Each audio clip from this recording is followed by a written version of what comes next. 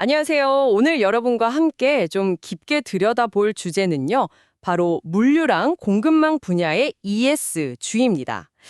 그중에서도 특히 기후 관련 공시 의무화에 대해서 이야기 나눠볼까 하는데요. 보내주신 자료들을 보니까 앞으로 기업들이 준비해야 할 게 정말 많아 보이더라고요. 이게 뭐랄까 단순히 규제 대응을 넘어서서 투자자들이 왜 이걸 주목하는지 또 실제 비즈니스에는 어떤 영향을 미치는지 그 핵심을 TCFD 프레임워크 중심으로 명확하게 한번 짚어보겠습니다. 네, 정말 중요한 주제를 가져오셨네요. 시의적절하고요. 한국회계기준원에서 발표한 KIFRS 지속가능성 공시기준 초안 있잖아요. 이게 사실상 국제표준, 그러니까 ISSB 기준을 기반으로 하고 있고요. 또 TCFD가 권고하는 기후 관련 재무정보 공개 방식 4가지 핵심 영역이죠. 지배구조, 전략, 위험관리, 지표 및 목표, 이 체계를 그대로 따르고 있습니다. 여기서 중요한 건 이게 그냥 환경보고서가 아니라는 거예요. 지속가능성 관련 재무정보 공시라는 점. 다시 말해서 기후변화 같은 환경이나 사회 이슈가 기업의 재무 상태 또 현금 흐름에 구체적으로 어떤 영향을 미치는지 그걸 숫자로 보여달라는 요구죠. 아, 재무 정보랑 직접 연결되는 거군요. TCFD의 4가지 영역. 그럼 첫 번째, 지배 구조부터 볼까요? 자료 중에 보니까 어떤 기업은 CEO 성과 평가에 탄소 감축 목표 달성도를 무려 20%나 반영한다고요?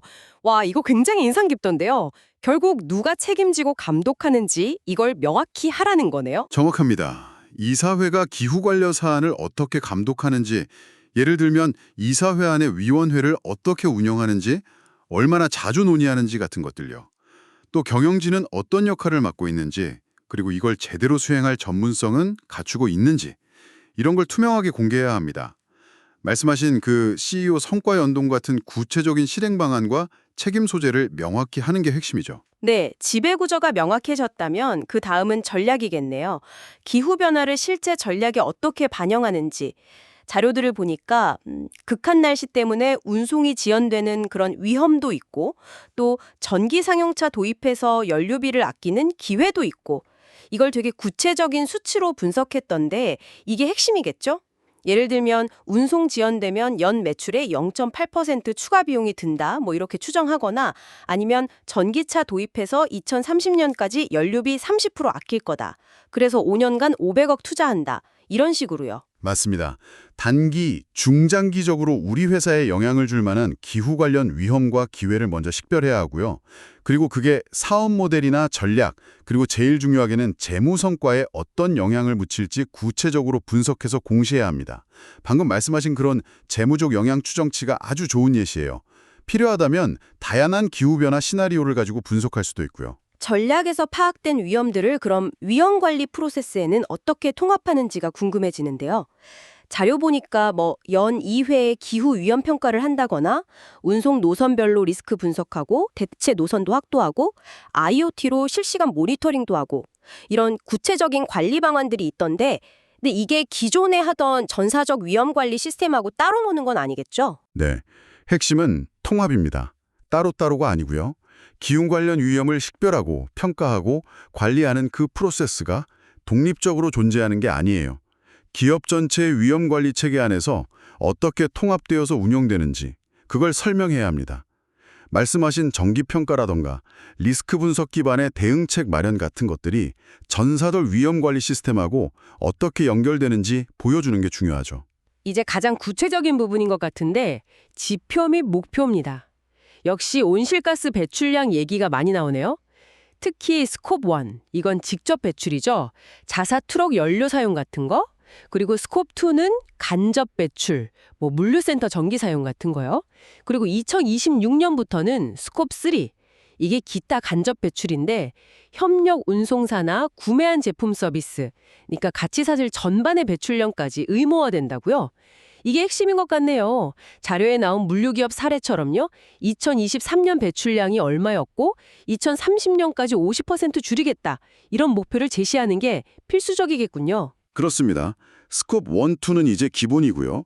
앞으로는 그 가치사슬 전반의 배출량, 스콥 3까지 관리해야 하는 시대가 오는 거죠. 특히 물류나 운송업은 그 업의 특성상 운송수단별 연비 효율이라던가 친환경 차량 도입 비율, 또 철도나 해운으로 바꾸는 모달 시프트 현황 같은 거, 이런 특화된 지표 공시가 권장됩니다. 그리고 온실가스 배출량 말고도 기후 관련 위험에 노출된 자산 규모라든지 친환경 투자 금액, 내부 탄소 가격을 정했는지 여부 같은 거요. 이런 재무적 영향을 보여주는 지표랑 목표 달성 현황을 같이 제시해야 합니다.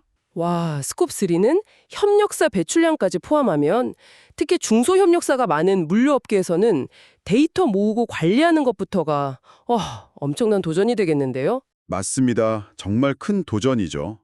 그래서 협력사하고 긴밀하게 소통하고 협력하는 거, 그리고 데이터 관리 시스템을 잘 구축하는 거, 이게 앞으로 더 중요해질 겁니다. 어떻게 보면 스코프3 공시 의무화가 공급망 전체의 탈탄소화를 이끄는 아주 강력한 동력이 될 수도 있고요. 네, 듣고 보니 정말 복잡하고 방대한 내용인데 당장 이건 중개하려면 어디서부터 손대야 할지 좀 막막할 수도 있을 것 같아요.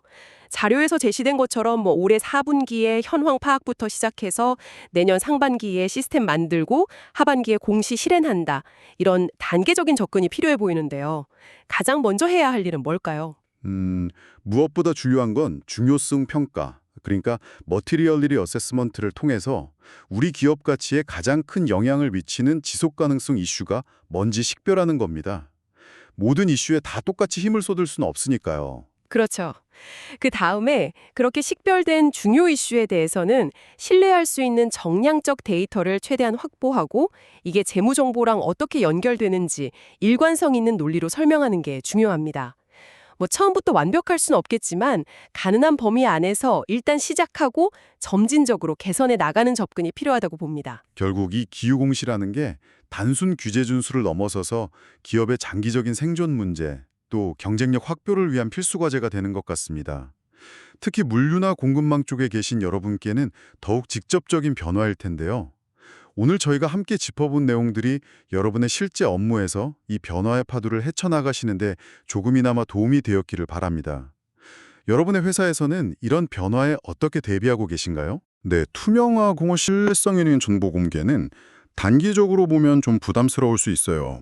하지만 길게 보면 투자 유치를 늘리고 기업 평판도 높이고 결국엔 기업 가치 상승으로 이어지는 분명한 길입니다. 오늘 이야기 나눈 TCFD 4가지 영역이 있죠. 지배구조, 전략, 위험관리, 그리고 지표 및 목표. 이걸 중심으로 실질적인 준비를 시작해 보시면 좋겠습니다. 마지막으로 이런 질문 한번 던져보고 싶습니다. 자료들에서도 계속 강조되었듯이 이제는 개별 기업을 넘어서 공급망 전체의 지속 가능성이 중요해지는 시대잖아요. 특히 그 스코프3 배출량 관리의 중요성이 점점 커지는 이런 상황에서 공급망 파트너사들과 함께 지속 가능성을 높이기 위해 당장 시도해 볼 수 있는 가장 효과적인 첫걸음은 무엇일까요? 각자의 자리에서 한번 고민해 보시면 좋겠습니다. 오늘 심층 분석은 여기까지입니다.